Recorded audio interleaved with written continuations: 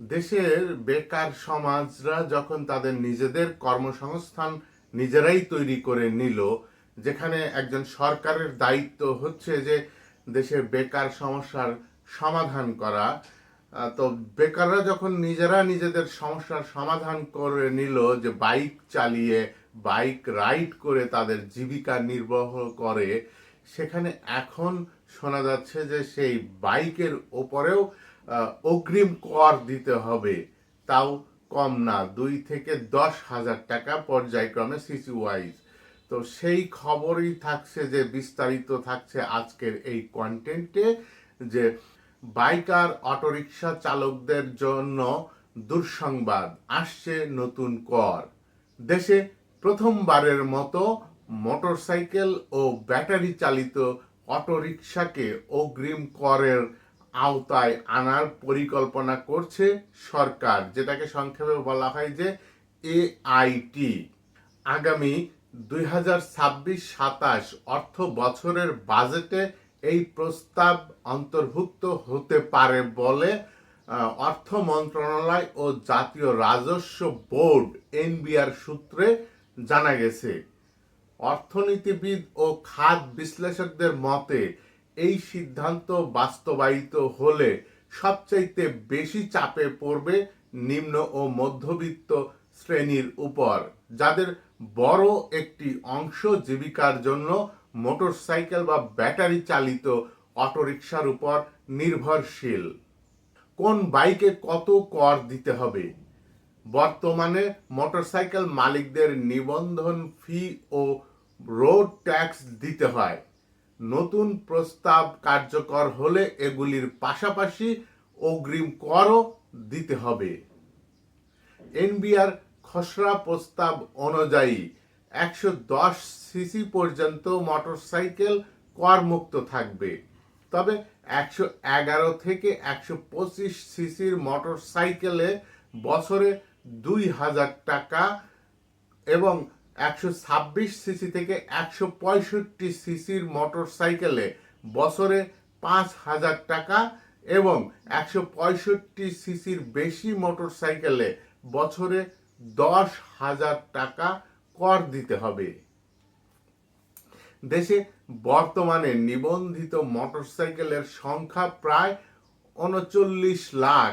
এর মধ্যে প্রায় 38 লাখ মোটরসাইকেল করযোগ্য সীমার মধ্যে পড়তে পারে বলে ধারণা করা হচ্ছে। গড়ে যদি প্রতিটি বাইক থেকে 4,000 টাকা করে কর আদায় করা যায়, তাহলে বছরে প্রায় 1,520 কোটি টাকা অতিরিক্ত রাজস্ব আসতে পারে সরকারের কোষাগারে। তাহলে এবার বুঝুন যে এটা আসার সম্ভাবনা কতখানি। কেন এই কর দিতে হবে? এনবিআর কর্মকর্তারা বলছে যে দেশের কর জিডিপির অনুপাত ক্রমাগত কমছে। বর্তমানে তা 7% নিচে নেমে গেছে, যা দক্ষিণ এশিয়ার অনেক দেশের তুলনায় কম। এবার কি বোঝা যাচ্ছে যে 24-এর আন্দোলনের ফলাফল আমরা কি পেতে যাচ্ছি? আরো আমাদের জন্য কি ভয়ঙ্কর জিনিস অপেক্ষা করছে? অপেক্ষায় থাকুন। বাইক এখন কোনো বিলাসিতা নয়, জীবিকার মাধ্যম। বিশেষজ্ঞরা বলছে যে একসময় মোটরসাইকেলকে বিলাসী পণ্য হিসেবে দেখা হলেও এখন এটি দেশের লাখো মানুষের জীবিকার প্রধান মাধ্যম।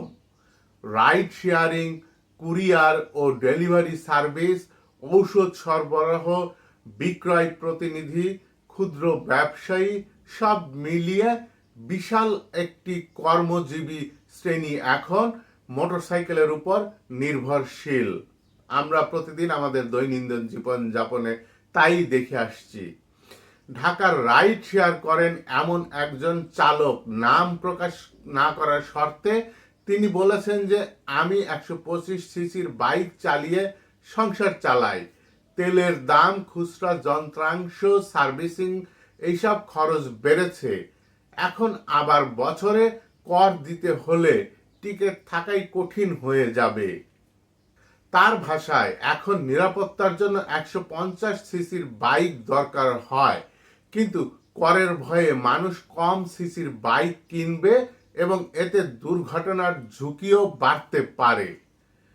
বাইক বাজারে ধাক্কার আশঙ্কা। আমাদের দেশে কিন্তু ইতিমধ্যেই অনেক বড় বড় কোম্পানির বাইক ইন্ডাস্ট্রির গড়ে ওঠার পথে রয়েছে। খাত সংশ্লিষ্টদের মতে নতুন করে আরোপ হলে মোটরসাইকেলের বিক্রি কমে যেতে পারে।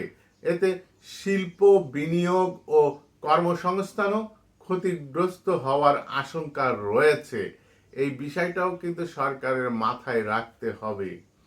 এবারের করের জালে বাংলার টেসলার এই যে রাস্তায় দাপিয়ে বেড়ায়, আমরা যাওয়া আসার পথে হুটহাট করে চলে আসে এদিক সেদিক, বা দুর্ঘটনার অনেক কারণ বলা হয় যে বাংলার টেসলারকে। সেই বাংলার টেসলার যে এই গলির মধ্যে দিয়ে হুড়োহুড়ি করে লাইন ধরে চলে, সেই বাংলার টেসলারও এখন করের আওতায় আসছে, যে ব্যাটারি চালিত রিক্সাগুলি। এনবিআর এর প্রস্তাব অনুযায়ী সিটি কর্পোরেশন এলাকায় বছরে 5,000 টাকা, আর পৌরসভা এলাকায় 2,000 টাকা এবং ইউনিয়ন পরিষদ এলাকায় বছরে 1,000 টাকা করে কর আরোপ করা হবে। তবে খাত সংশ্লিষ্টদের দাবি, দেশে বর্তমানে 30 থেকে 50 লাখ ব্যাটারি চালিত অটোরিকশা চলছে। এগুলো বড় অংশই অনিবন্ধিত। আয়কর রিটার্নে সমন্বয়ের সুযোগ। সরকার থেকে এই একটা অপশন রাখা হয়েছে যে আয়কর আইন অনুযায়ী এই অগ্রিম আয়কর পরবর্তী সময় আয়কর রিটার্ন জমা দেওয়ার সময় সমন্বয় করা যাবে। এনবিআর এর প্রস্তাব এখনো চূড়ান্ত হয়নি। আগামী বাজেট ঘোষণার সময় এ বিষয় আনুষ্ঠানিক সিদ্ধান্ত আসতে পারে। তার মানে যে সরকারের কাছে টাকা নাই, এইটা একদম পরিষ্কার। কিন্তু সরকার এখন কিভাবে টাকা পাবে? সরকার তো আসলে জনগণের করের টাকাতেই চলে। তো কর যেভাবে বাড়ানো যায় সেই সব খাতগুলি সরকার খুঁজে খুঁজে বের করছে।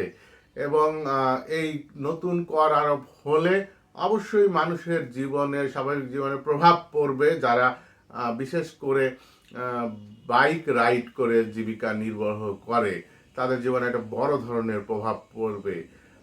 তারপরেও অনুরোধ থাকবে যেন বিবেচনা করার জন্য, যারা রাইড শেয়ারিং করেন তাদের বিষয়টা দেখার জন্য। যারা দেশের প্রচুর মানুষ এই বাইক রাইডের উপর নির্ভরশীল হয়ে পড়েছে, তাদের এই বাইক রাইড করে জীবিকা নির্বাহ করে অনেক কঠিন কাজ হয়ে যাচ্ছে। সেখানে যদি আবার নতুন করে বছরে 5,000 টাকা করে কর দিতে হয়, সেটা মানুষের জন্য খুবই কষ্টকর হবে। আশা করি সংশ্লিষ্ট মহলগুলি এইসব বিষয় নতুন করে আবারও বিবেচনা করবেন। বন্ধুরা, ভালো থাকুন, সুস্থ থাকুন, নিরাপদে থাকুন।